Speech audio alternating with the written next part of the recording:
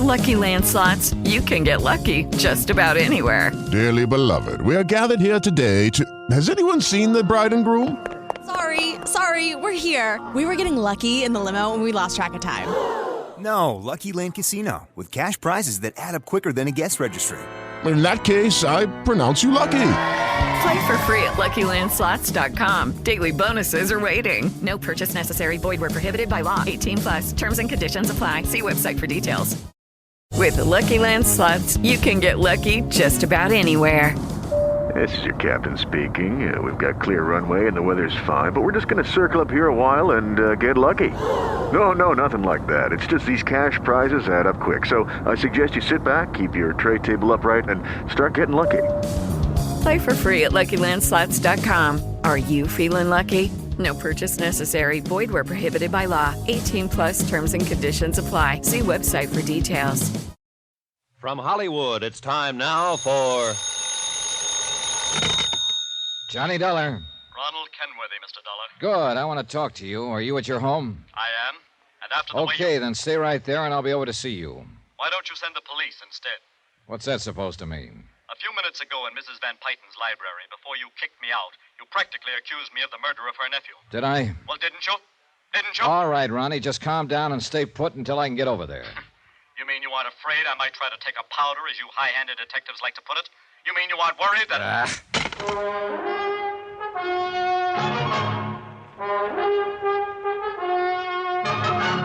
Tonight and every weekday night, Bob Bailey in the transcribed adventures of the man with the action-packed expense account, America's fabulous freelance insurance investigator. Yours truly, Johnny Dollar.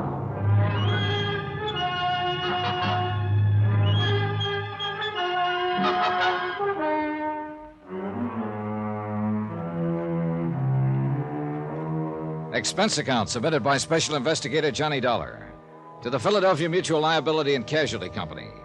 Following is the final report in my investigation of the Laird Douglas of Heatherscote matter. The whole case started out almost as a lark when I discovered that I'd come to Philadelphia to act as bodyguard to Laird Douglas, and for a fat fee and virtually unlimited expense accounts. Me, bodyguard to a dog. But it ceased to be funny when I learned that the dog's two previous caretakers had been murdered. And when, only a few hours ago, an attempt was made on my life that ended with the death of young Warren Staley. Yes, Mr. Dollar, I see. I guess I was so upset by the death of my nephew that I didn't realize the attempt was really made on your life. The second attempt, Mrs. Van Pyten. What? Shortly after I arrived in Philadelphia, somebody planted a booby trap in my suitcase in my hotel room. Good heavens, no. And you think that Ronald Kenworthy did that, too? Well, what do you think? Well, yes. Now that poor dear Warren is gone, there's nothing to prevent the Kenworthy estate from achieving control of the Van Pyten holdings. That is, if I were to die. Go on. Upon the death of Harrison Kenworthy, the whole financial empire would be inherited by his son, Ronald. So I understand. Ronald. And he would be the wealthiest, the most powerful man financially in the United States. Ronald, who pretended to be Warren's best friend. Who pretended to love me. It's a terrible thought, isn't it? Apparently adds up, though, doesn't it? There is no question of it. But what evidence have you? None yet. Well, then I'll help you get it. And I can do it, Mr. Dollar. I may appear to be only a wealthy, foolish old woman who dotes on her pet, Laird Douglas. But I'm not. I'm astute, shrewd, and clever. Since Peter, my husband, died, I alone have managed this estate, this financial empire. I use the word again. With my money, with my... Oh, yes, I can do it, Mr. Dollar, and Ronald will be made to pay for these terrible things that he has done. I admire your confidence. Nothing. No one can stand in my way. You'll see. I'm only sorry that a few minutes ago you didn't keep him here, make him face it. I'm going to see him now. Oh, where? At his home. I understand the estate adjoins this one. Yes. But please, look out for him. Shoot first, Mr. Dollar. What?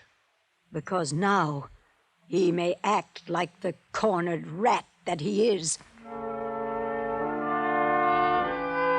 I decided to walk across to the Kenworthy estate in the hope the fresh air would help clear my thoughts. Logical as it all seemed, I didn't like what I just heard. Then luck, pure, unadulterated luck. As I walked across the broad lawn between the main house and the gatehouse, I passed the garage building with its Rolls Royce, 2 Cadillacs, and a station wagon. And then I saw him. Andy LaForte, alias Andrew Fortune, alias Andrew Ford, one of the cleverest second-story men in the country, with a record on the West Coast as long as your arm. A man who would do anything for money. He was idly going through the motion of dusting off a car. I walked past quickly, not sure whether he'd noticed me or not. I hope not. For it was one of his ilk who'd had to plant the booby trap in my hotel room, who could have slipped the poison into the liquor that killed Warren Staley. I turned in at the gatekeeper's house. Mr. Dollar, I saw you at the question. I want a telephone, quick. Right here, sir. Is something Thanks. wrong? Operator, get me Central Police, emergency. Good heavens, Mr. Dollar. Something The man else there in the happened? garage, polishing cars. Andy? How long has he been here? Oh, a year more. Ever since the dog show at Valley Kid. Well, what does he do? Year. Oh, the driving for Mrs. Van Payton, but has something gone Hello? on? Give me Lieutenant Howard, homicide.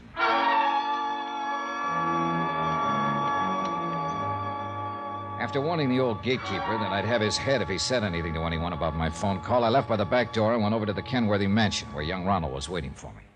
I must say, before we go any further, that I resent the way you ordered me out of the Van Payton house a few minutes ago. Yeah? Well, I'm sorry. Whether you suspect me or expect me to help you in this case, it was Lonnie, you knew Warren Staley. Very well.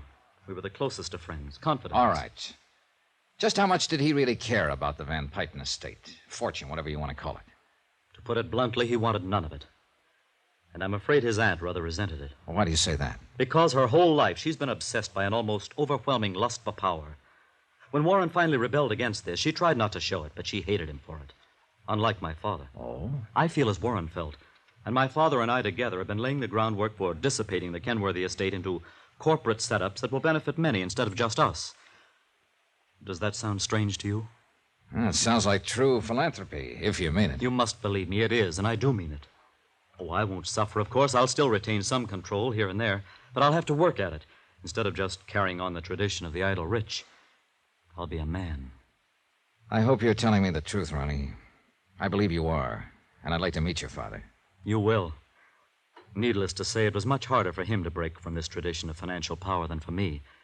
So perhaps you can see why I admire him above all other men. Anything else? I'll see you later. I was worried about you, Mr. Dollar, going over there to see Ronald Kenworthy alone after all that has happened. Yes, you should have been, Mrs. Van Payton. Especially if you noticed that I passed by the garage on the way. What? I happened to notice someone there, and I think it answered a lot of questions for me. It was Andy LaForte. Andrew? My private chauffeur? Is that all he is? Oh, do you know him, Mr. Dollar? Look, I took on this case, Mrs. Van Payton, because you offered me a fee too good to be turned down and an almost unlimited expense account. You haven't answered my... I should have got wise then and there, but I thought your great passion for your dog was just an amusing foible of an immensely wealthy, kind of foolish old lady. Oh, Laird Douglas is a dear one, isn't he? Why, Mr. Dollar... Let me add things up. A few minutes ago, you told me that thanks to your wealth and a very sharp, clever mind, you'd let nothing stand in the way of anything you chose to do. Please, Mr. Dollar, I don't think I understand. All right. You made a contract with Harrison Kenworthy that you'd marry him when and if Laird Douglas beat that pup of his at the dog show. An apparently silly sort of thing, yet everybody believed it. But the real reason for marriage to him was solely to acquire control of his holdings, increase this financial empire of yours. Very subtle. Kept you looking like a cute, whimsical old lady. Why, this is the most absurd thing I ever heard of. So I thought at first, but let me go on. Oh, please do. When you realized that Laird Douglas wasn't ready to beat that dog of his, rather than admit defeat, rather than lose the chance to make this marriage, you ordered the murder of the dog's handlers. Then the contract was still in force, just delayed. I won't listen to such terrible things. You'll listen whether you like it or not. You'll learn that Kenworthy and his son were planning to dissipate their fortune and thereby put it beyond your reach. Mr. On top Dollar... of this, your own nephew, Warren, wanted to do the same with your estate. This was too much. What you have said is too much. Then, by the time I arrived, you learned from an expert, Ray Rowland, that your dog would never stand a chance against Kenworthy's. So you wouldn't dare let him compete, at least until you'd hooked Kenworthy some other way. And part of your whole scheme was to build up evidence of attempts against you, through the dog, of course, though I'll bet you actually hate the mutt. No, that's not true. Anyhow, from the moment I talked to Ray Rowland, I was only in the way. So you tried to get rid of me. Had somebody booby-trap my luggage. Oh, you have no proof. Andy LaForte, this so-called chauffeur of yours, would do anything for money. And I fully intend to break him down and make him admit you hired him as a killer. Listen to me. On the second try, the poison liquor, your nephew Warren got it instead of me. Fine. Another obstacle out of your way. After all, he had opposed you. Mr. Dollar, how much do you want? I can make you financially independent Then for the you rest set your sights on Ronald Kenworthy, who was trying to break up the other empire you wanted to get your hands on. You even hoped that somehow I might help you. Shoot first, you said. You don't understand. I was Just only... what plans you had for his old man and that warped, twisted brain of yours, I don't know. But I'm sure you had plans. Well, lady, now it's too late. No, Mr. Dollar. No, it isn't too late. Stay away from that drawer.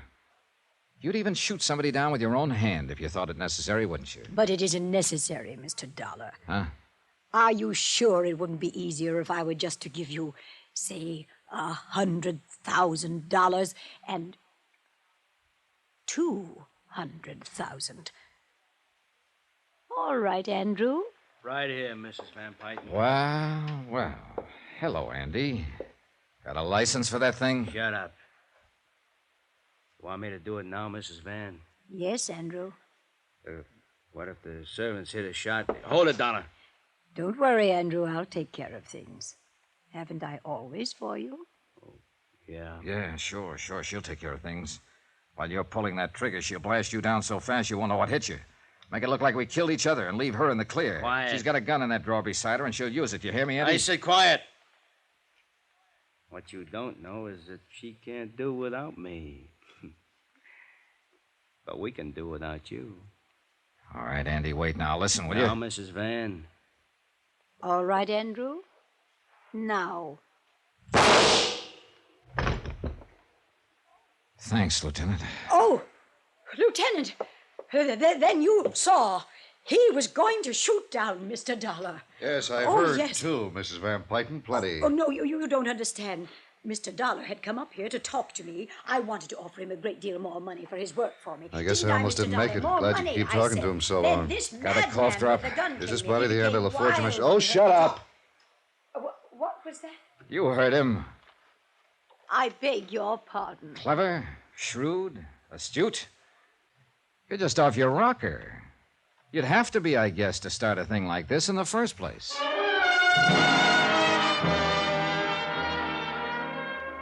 Well, I guess by the time the estate and inheritance laws get properly applied, the Van Pyton empire will be spread around the way Warren wanted it. Expense account item 10, $28.90, fare and incidentals back to Hartford. Total, including fees, $1,113.40. Remarks? I'm glad I'm poor. Yours truly, Johnny Dollar.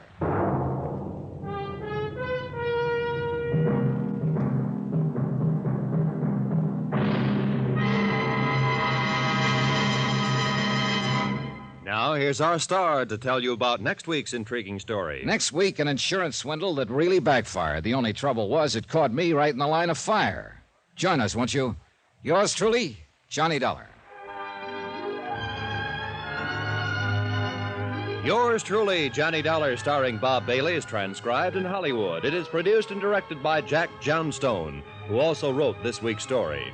Heard in our cast were Jeanette Nolan, Harry Bartell, Byron Kane, Jack Crucian, Bill James, James McCallion, Ken Christie, Dick Ryan, Bert Holland, Jack Edwards, and Hy Averback. Musical supervision by Amerigo Marino. Be sure to join us on Monday night, same time and station, for another exciting story of yours truly, Johnny Dollar. Roy Rowan speaking.